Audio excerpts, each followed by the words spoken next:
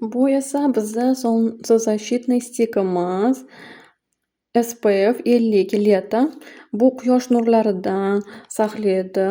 Har xil ultrafiolet nimalardan judayam yaxshi tanani saqlaydi. Yuzga, qo'lga, badanga qo'ysa bemalol bo'ladi.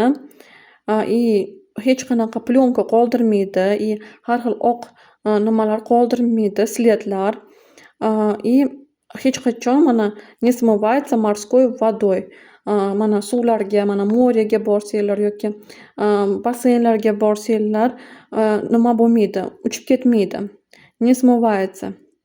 Hamma подходит для всех видов, типов кожи. Hamma tana uchun tushadi. Hamma mana, например, yog'li tana uchun yoki quruq tana uchun hammaga tushadi. Har doim o'zingiz bilan olib yurishga judayam upakovkasi yaxshi. Mana yoningizda. И rezultat yaxshi, надёжно защищать qilib beradi. Buni особенно ko'chaga chiqishdan oldin 15 yoki 20 minut oldin surkab chiqish kerak.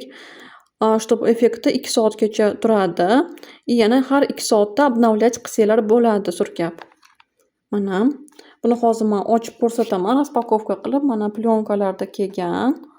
Hozir men sizlarga ko'rsataman. Mana ochdim. Plyonkasidan mana endi korobkasidan chiqaramiz.